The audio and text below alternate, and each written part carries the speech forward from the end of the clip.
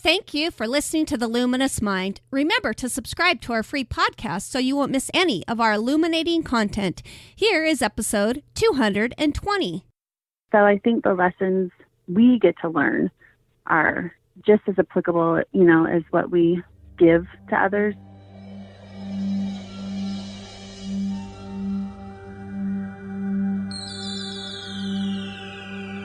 Benjamin Franklin once said, "Do not curse the darkness, rather light a candle instead."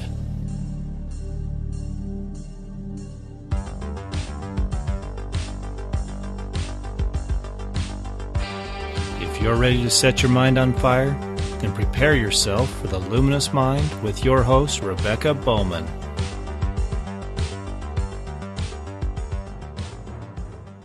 Today's fire starter is Tobie Spears. Tobie takes busy individuals on a well-deserved adventure where they also pay it forward in Guatemala. They volunteer in schools, orphanages, visit ruins, eat delicious food, and shop at local markets. You will also have a once-in-a-lifetime experience of roasting marshmallows on top of an active volcano. That sounds so amazing. They help you create an amazing experience with your family, children, friends, co-workers, and employees. Their trips are perfect for you, whether you're single, want to take a group, your partner, or a teenager. While there, they learn the importance of serving shoulder to shoulder while gaining appreciation and gratitude. Welcome back to the Luminous Mind, Tobie. Thanks so much, Rebecca. I'm really excited to have Tobie back on. She was actually on episode 36, which is a long time ago. So we're excited to hear more about what she's doing with her company, which is called Mundo Study Abroad.com. And it's a really fascinating thing what she does. But before we get into any of that, before we revisit all of that, would you go ahead and tell our audience a little bit more about yourself?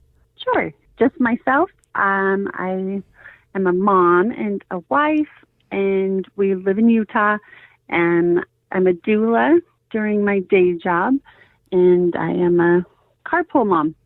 That sounds great. Those are all fantastic, amazing things to do. So that's awesome. She has on her website her why of why she founded El Mundo Study Abroad, but I want to hear it. Let's really tell our audience how you became involved with travel and why you founded El Mundo Study Abroad. It actually is just, travel was a thing that was just something that called to me. So I just love learning and getting out, and when I became a mom, I wanted to make sure that my girls had that same opportunity. So when my youngest was 18 months old, my husband and I backpacked with her on our backs through Mexico for 3 months. Wow. And just had the best experience, and we got to see so many things that locals don't get to see. So we really travel outside of the touristy areas. We travel to see the real places. So the reason I started it is because after our first trip to Guatemala, I felt like my girls had a deeper appreciation for their lives and for the things that they have here in this country. And so I just felt like I could share that with others, and so that they could also learn the important skills of being appreciative and being grateful. That's awesome. And how long has El Mundo Study Abroad been available? Because, I met you like 3 years ago, and by then you were already doing it. Yeah, this is actually our 6th year. Oh, that's so amazing. So this will be the 6th year we are doing our program.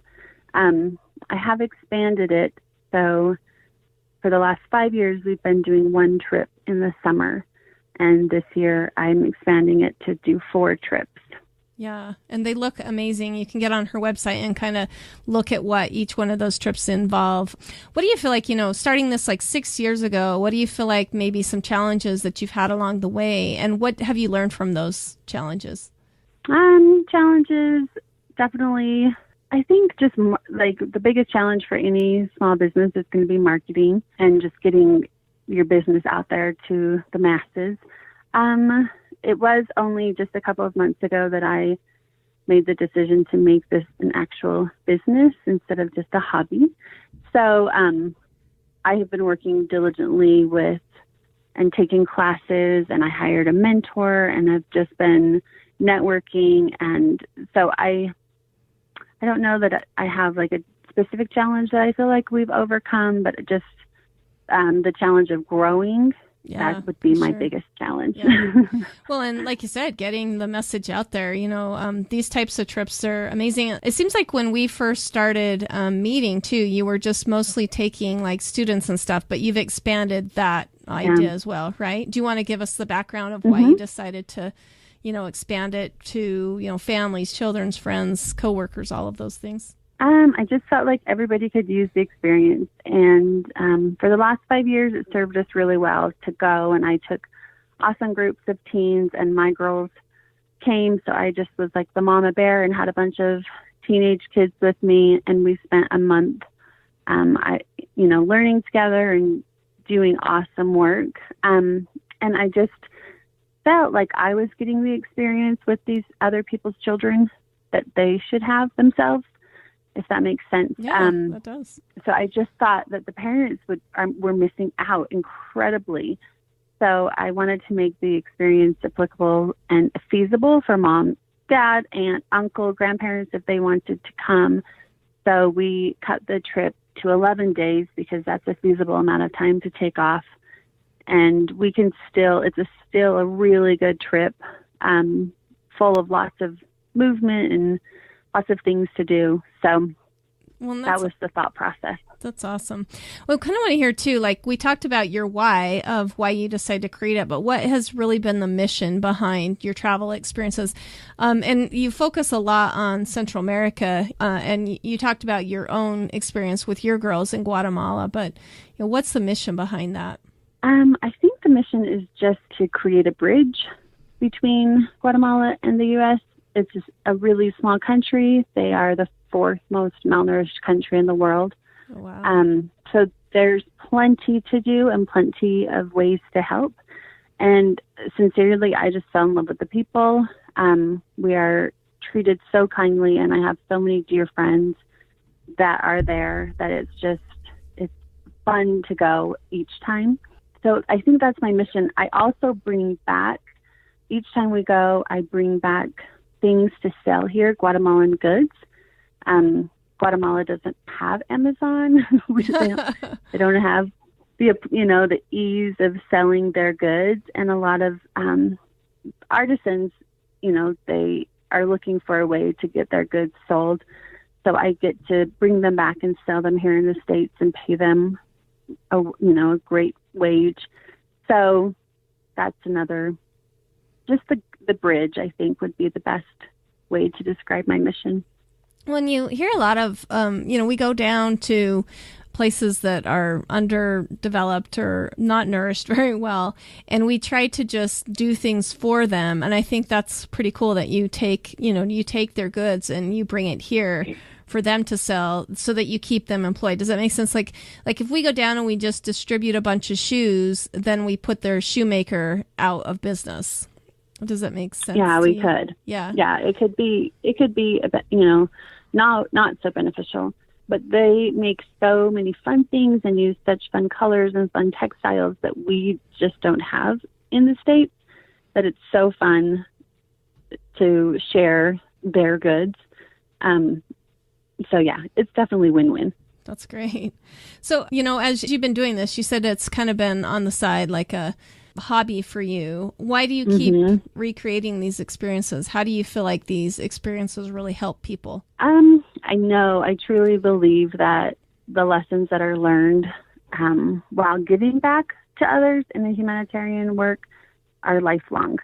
I have seen kids come back, and I've seen adults who've come with me come back and just have this deeper appreciation for their life.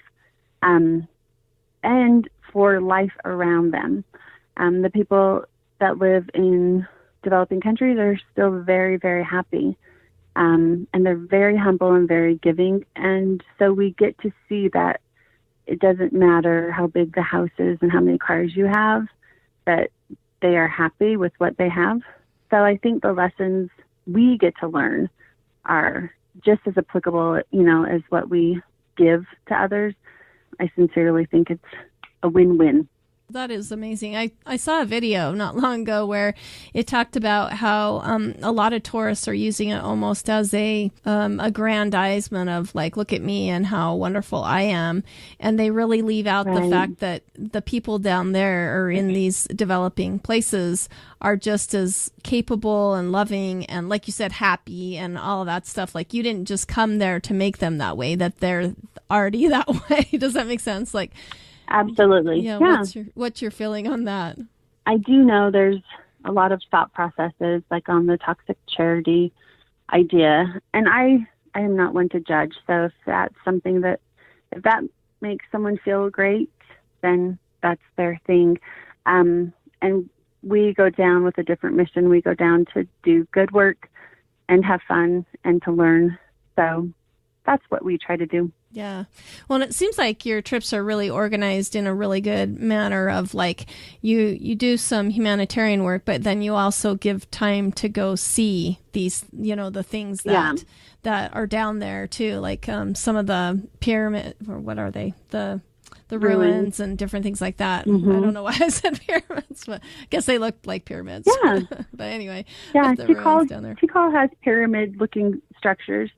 Yeah, I wanted to create a program that I myself would want to go on and that I would want to take my girls on. So since we were the reason we started it, I know there are other organizations that you can go and you can spend your entire vacation at one orphanage, right? Uh-huh.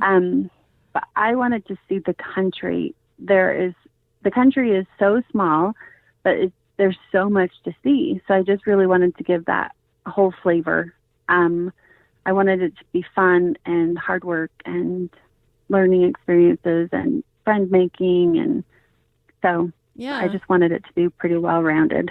Well, and that would be, we would hate people just to come here and just see, one aspect of our lives too, Right. We talked about, my husband and I are talking about like, going to travel and just spending the whole time in New York or something. That's not what America's about. Or, it's kind of like when we go to other countries and we just spend all of our time in like one city or something like that. We really don't learn what that nation or whatever is about. So I'd love to I like it better. Yeah, go ahead. I'm sorry I cut you off.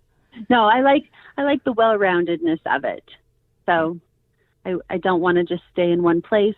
I like being able to get out and see the actual countryside. Yeah, that's great. Well, and I'd love to hear how you feel like your overall paradigm has changed over time and with experience. I imagine like when you started it 6 years ago, like sometimes our reasonings evolve, you know what I mean? And we get something, we come away with something different at it, 6 years later. How do you feel like that's happened? Right. Truthfully, when we began, it was mostly just like a vacation. And then we would throw in some trips to the orphanage and, but it really was more of just a month-long vacation in Mexico, and it was fabulous. But as our program has evolved, then I've become more passionate about really focusing on the humanitarian work. So now that's definitely more of my mission. And then just a couple of months ago, I had the idea of doing some donations. So that's one thing that's also changed is that I'm collecting from other people who want to be involved and sending down school supplies and backpacks to the school that I work at. So that's been fun because usually it's just been out of my pocket. Every time we go down, then I just buy all of the supplies that we donate. But this has been really nice to have so much outside support. Well, and somebody might feel like if they can't get the time off to go, that they're still still making a difference in the world, just by helping in that. And still being involved. Yeah. Yeah, it's still fun to be involved. And yeah, I got a friend of mine dropped off a bunch of stuff this morning. And she was like, oh, she was so grateful that she knew it was going to a good place. So just to be involved and to know that it's going to be well utilized and well appreciated, makes a big difference. Yeah, it definitely does. Well, I love how you've expanded it to families, and you can see the connectability that can have. Like, that kind of experience really does foster better family relations too. I mean, do you want to talk on that a little bit? Like, I mean, it's kind of like being a Scoutmaster, and you get to have all the experiences with that person's son, then them coming along and they getting to have it, correct? I mean, absolutely. I think, I felt like they were just missing out. So personally, like we have grown as a family because it's innate. Like you don't really have an option. Like you go to a different country and nobody speaks your language, and you don't have your next door neighbors or your best friends from school, and it's just your family. So you really learn to rely on each other and to play with each other and to talk to each other. So in our group, we don't bring electronics. So we bring not phones, but cameras, so that we can capture all of the moments, but my participants don't bring electronics. So they're unplugged. So they're able to look out the window and see what's going on instead of having their head in a phone or a tablet. Well, and that's kind of what I was saying about the aggrandizement, that like with the video, like you saw like the girl taking a lot of selfies and then posting it on social media. I think when you go through that experience just with the camera, and you can immediately, you do stay more like focused and in the now, and you have a better mindset about what you're doing when you can't like immediately connect with those friends and all that you know what I mean, like that you had back home. But you really, it creates like this mindful experience of really just being in the present moment, I would think. Yeah, I really do agree. And I, as the director, have my phone in case of any emergencies. So we always have access to to speak to somebody if anyone needs anything. But it really is such a problem that we face with being addicted to technology and phones and TVs, that it really is nice. Yeah. So I had a cute teen come with us last time, and his favorite pastime was playing video games. And I don't have video game players in my home, so I didn't realize that it was like a real thing. Like he spent hours a day playing video games. Wow. That's what he did. Like, I was like, wow, okay. But that was his thing. And so that was the thing he was most concerned about on our trip, is that he wouldn't have access to video games. And when we came home, it had been, he had a great trip and he learned a lot, and he came home and his mom was flabbergasted that he no longer wanted to spend hours and hours in front of the TV on video games. He was like, no, let's go to the park. Like, oh, that's awesome. And she just couldn't believe it. She was just like, what happened to my son? Like where did he go? Before we go on, please listen to this message. If you enjoy this content, you can help us with as little or as much as you'd like over at patreon.com/theluminousmind. These funds help us to continue to produce illuminating content with needed equipment and resources to spread the message of changing the educational paradigm. We appreciate all the ways our listeners help us continue this effort through patreon.com/theluminousmind, by expanding exclusive content, giving away gifts, and giving patrons first seen products on patreon.com/theluminousmind.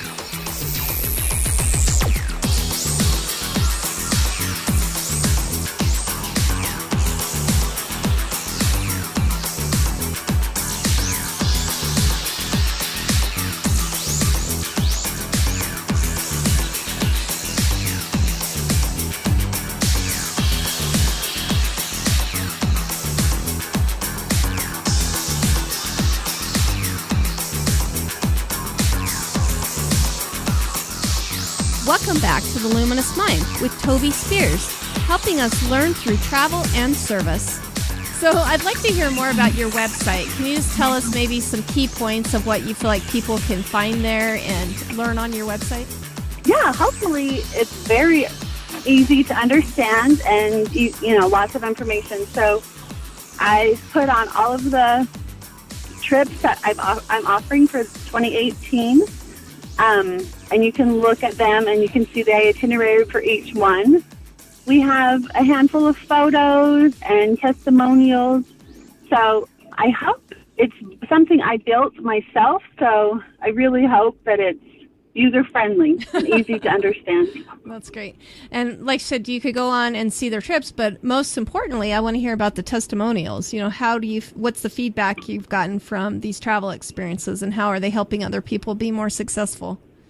I have had so many great responses. And truly my life goal is that the people that come, the participants that come, they decide that they want to continue humanitarian work outside of just my program, right? So teenagers that come, they're like, oh, okay, so when they're thinking about a career choice, they're not just thinking like, okay, what can I do to me?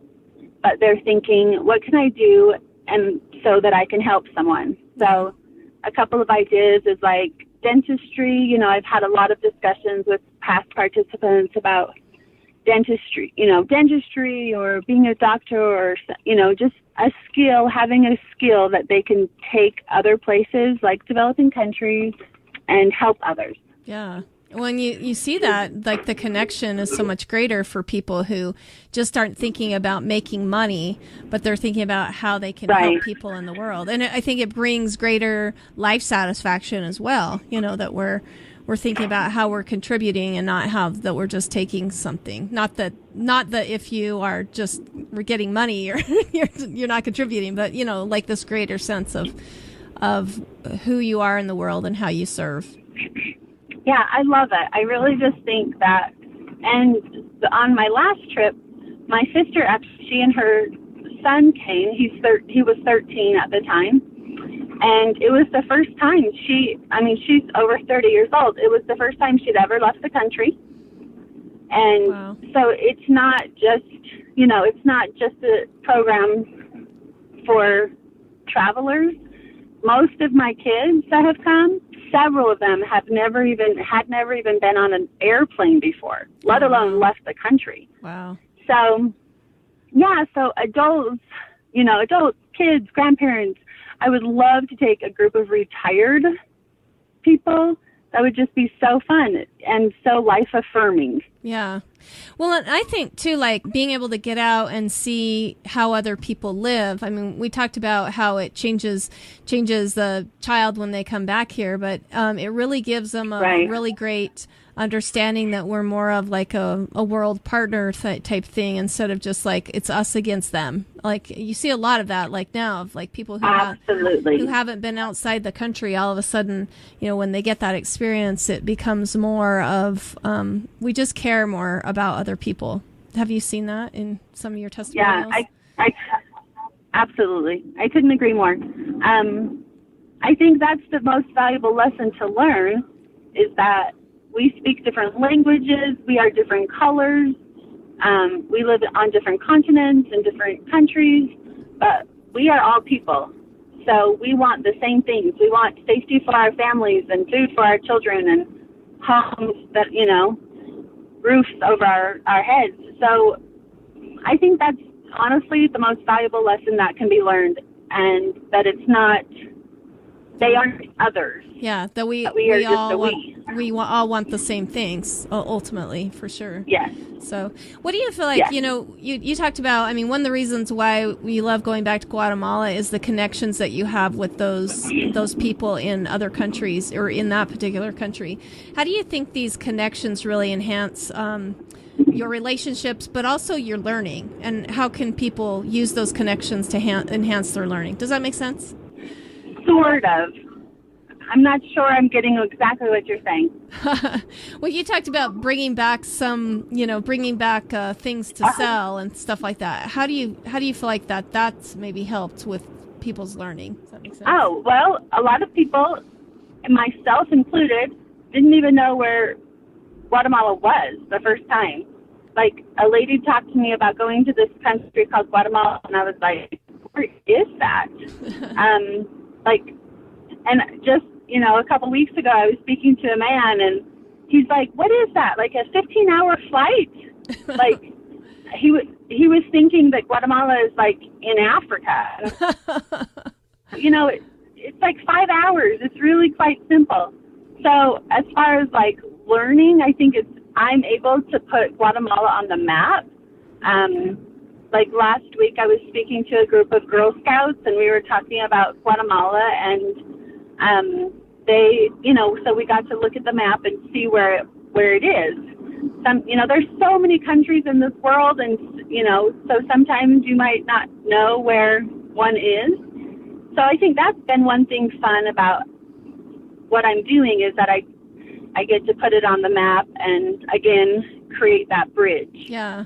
Well, and I feel like, too, like if you get to know where Guatemala is and understand what's going on there, it increases your whole ability to understand world geography in general. Like you're also interested in what's going on in other countries, too. So that's awesome. What do you feel like are great habits in your personal life that you feel like that have helped you with your success in traveling to other countries?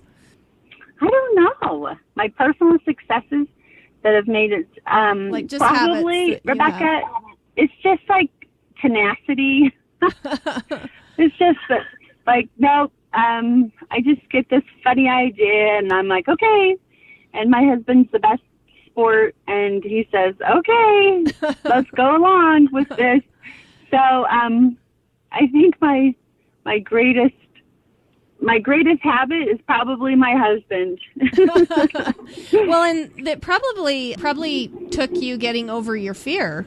I mean, to do that. And I think that might be a habit that is helpful to kind of bust through your fears. I deal with that quite regularly, like especially when we started. My father just thought that this was such an idiotic idea. And especially taking my children, when we first went to Guatemala, we drove from Utah. And so we spent 12 days in the car from Utah and went all through the states and then all through Mexico and drove into this teeny country that we'd never been to. And we didn't have GPS or Wi-Fi wasn't even that big of a deal 6 years ago. We didn't have Wi-Fi. So I've dealt with that a long time. It's other people's fears. Yeah, that's for sure. I've always tried to live without fear being my motivator. I really try very hard, and we go there with our hearts and eyes and minds wide open, and we're very aware of that we're in a developing country. The family, we stay together all the time. We don't break into groups, and we've never had a problem because we stick to what we are doing. We are not out gallivanting late at night, so. Well, it's really great that you bring up the fact that other people's fears kind of can stop us. And I think that that's really true. We took our kids to France, and people were like, I can't believe you're taking your family there, because it's so unsafe and everything. And right. It makes you feel like, oh, am I not a good parent, or, how am I? But, but at the same time, like it just showed our children that sometimes people are scared of things that they have really no basis for that other than listening to the news type of thing, like. Yes. Yeah. So the last time we were there in Guatemala, a friend of mine who's an American and lives down there with his family, he said to me jokingly, but in sincerity, he's like, I can't believe you still live in the States, Toby. It's so dangerous.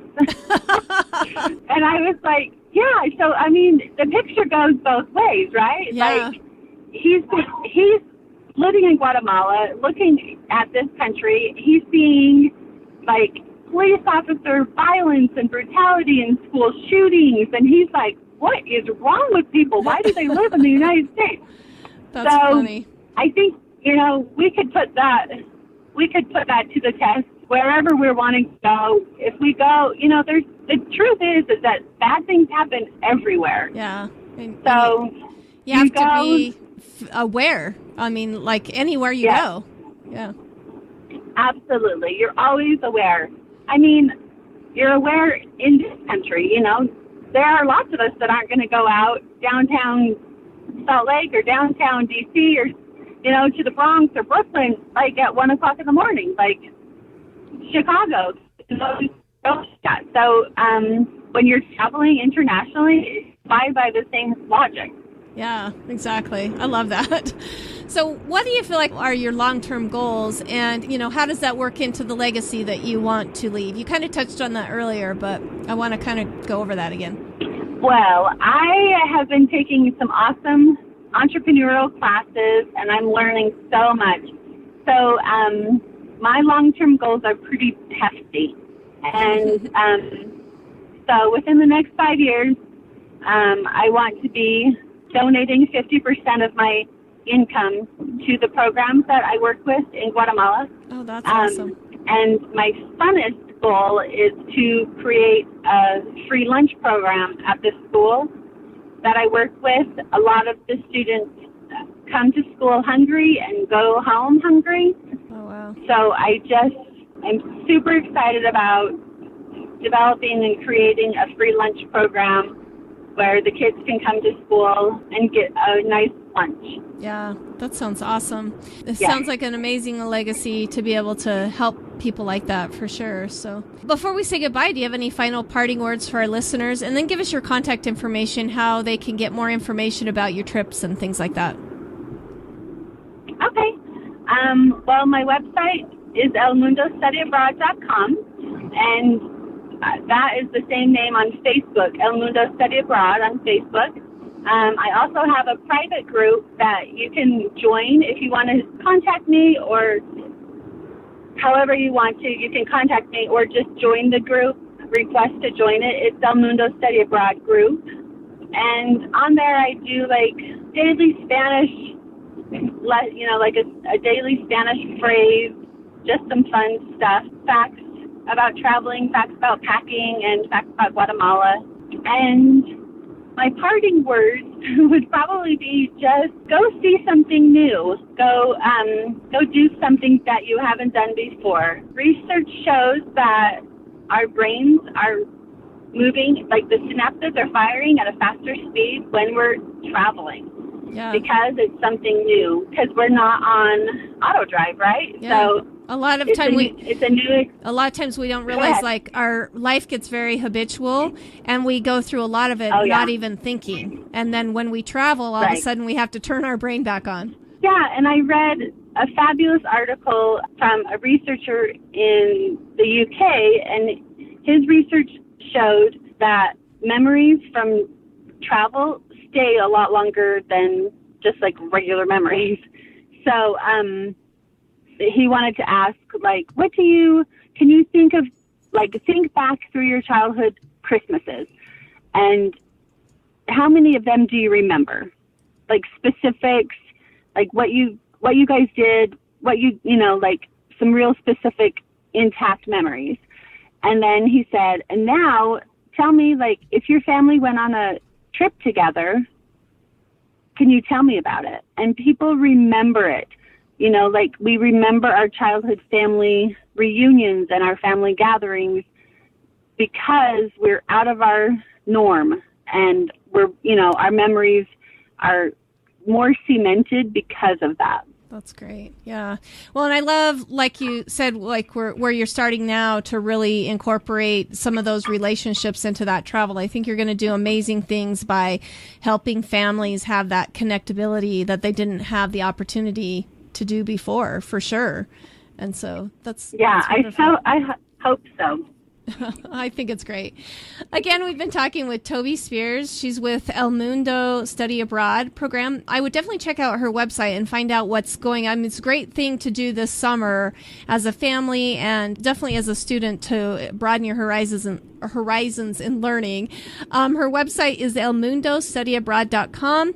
She's got a Facebook group that you can go to and just connect with her. Can they connect with you on the website to be able to join your private Facebook group? I think that sounds interesting, you know, the conversations that you have in there. They can.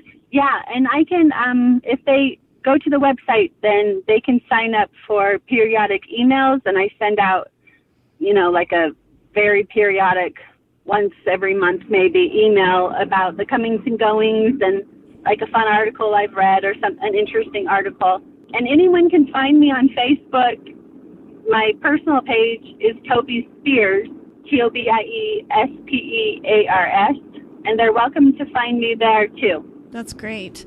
We're going to be sure to link all the information that we've discussed today with Tobie on our website as well. But thank you so much, Tobie, for coming on and helping to light our minds on fire on this really important topic of travel. I appreciate it. You're awesome. Thank you so much, Rebecca. Thank you for listening to The Luminous Mind. To learn more about Tobie Spears, go to our show notes at luminousmind.net.